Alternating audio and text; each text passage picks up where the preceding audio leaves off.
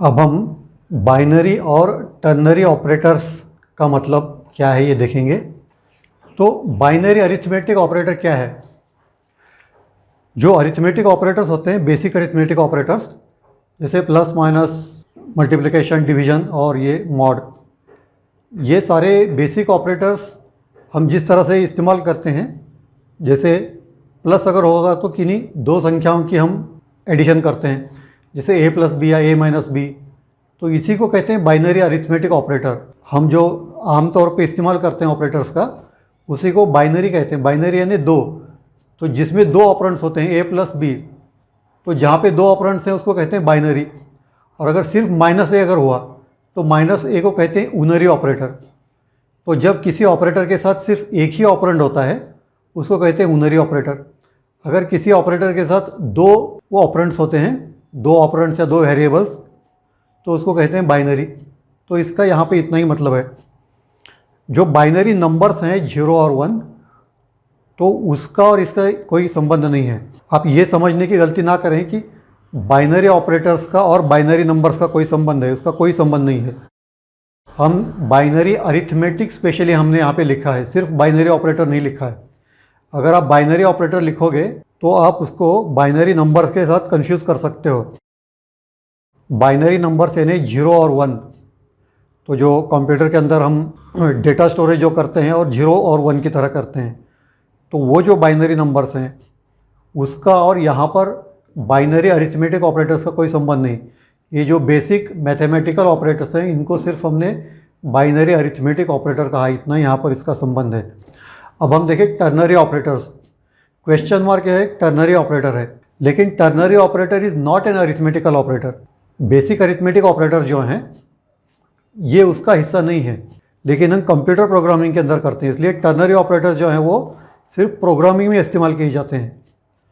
तो question mark is a ternary operator, it is part of a conditional statement. तो conditional statement क्या होगी?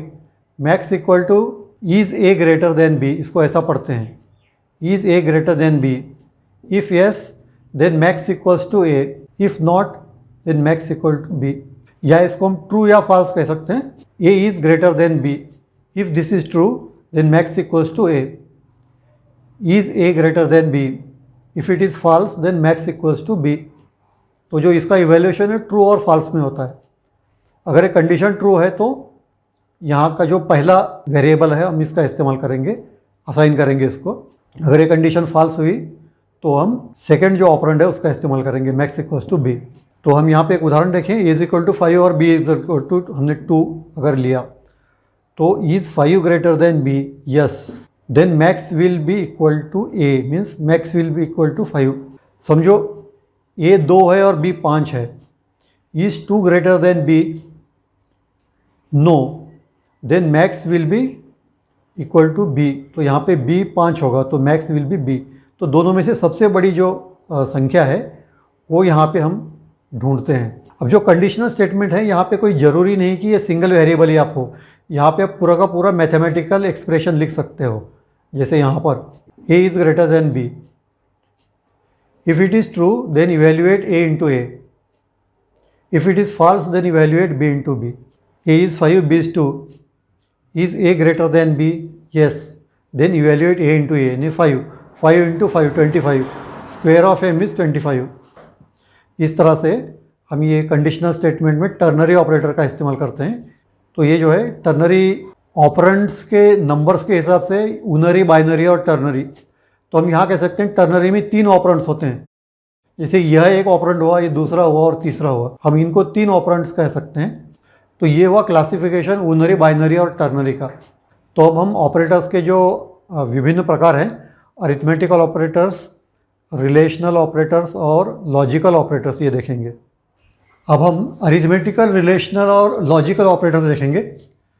तो अभी हमने जैसे बाइनरी अरिथमेटिकल ऑपरेटर्स देखे, तो वो जो था ऑपरेटर्स का क्लासिफिकेशन था, जैसे यूनरी, बाइनरी और टर्नरी। उसी तरह यह भी ऑपरेटर्स का क्लासिफिकेशन है। हम ऑपरेटर्स को अरिथमेटिकल, रिलेशनल और लॉजिकल्स इन 3 ग्रुप्स में डिवाइड कर सकते हैं।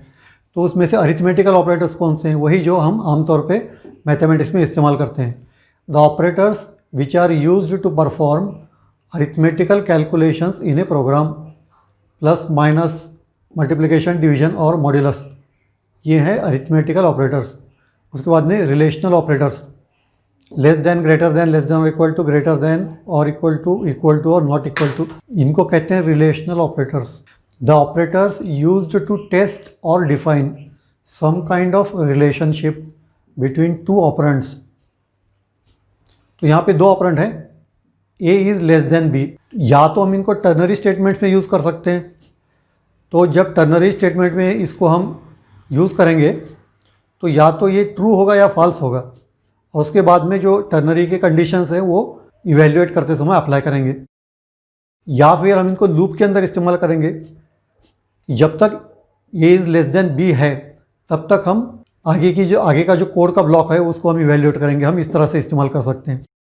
तो या तो हम टेस्ट कर सकते हैं, जैसे टर्नरी इक्वेशंस में हम इनको टेस्ट करते हैं, या अगर हम लूप में इस्तेमाल करेंगे तो हम डिफाइन करते हैं कि जब तक ये कंडीशन नहीं हो जाती तब तक हम आगे का ब्लॉक रन करेंगे। इस तरह से हम रिलेशनल ऑपरेटर्स का दो तरह से यूज़ कर सकते हैं। Relational operators compare the values of variables and give result in terms of true और फॉल्स।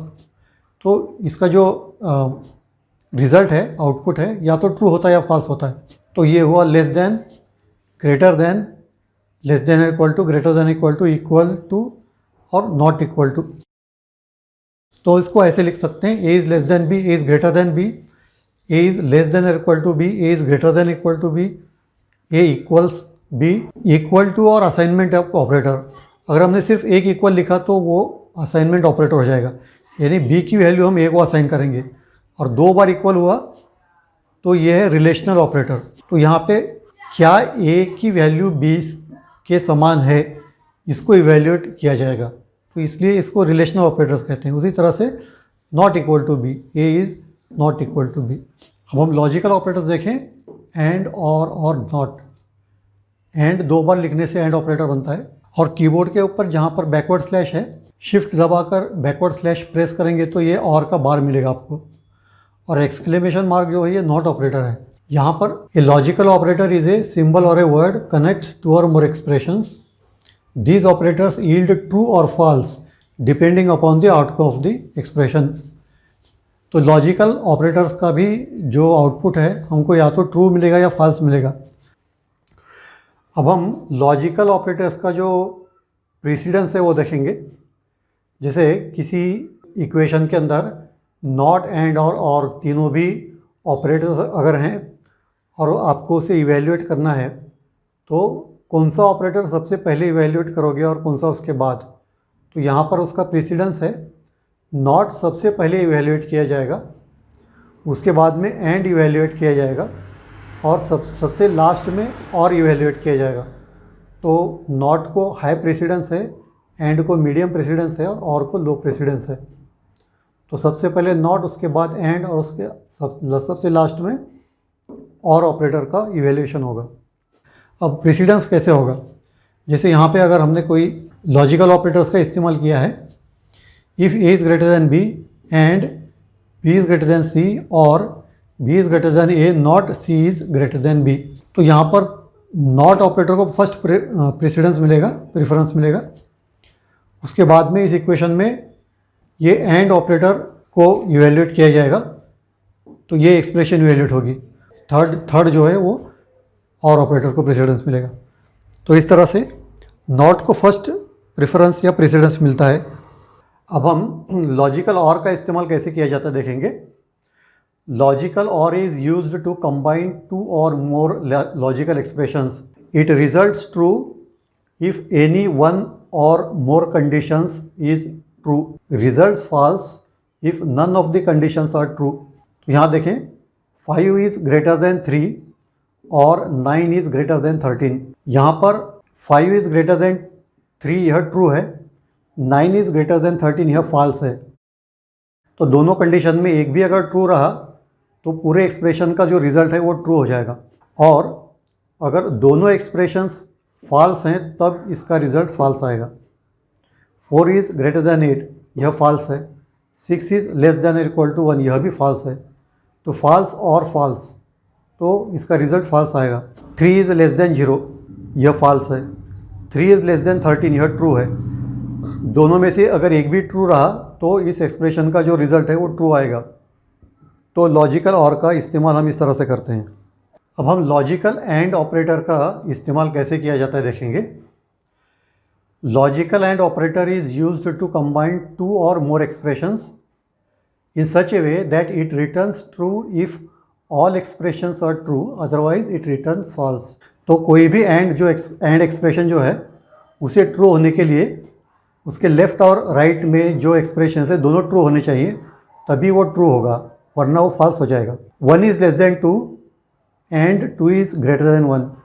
1 इज़ लेस देन 2 ये ट्रू है, 2 इज़ ग्रेटर देन 1 यह भी ट्रू है। तो ट्रू और ट्रू मिलके यहाँ पे रिजल्ट इसका ट्रू आएगा।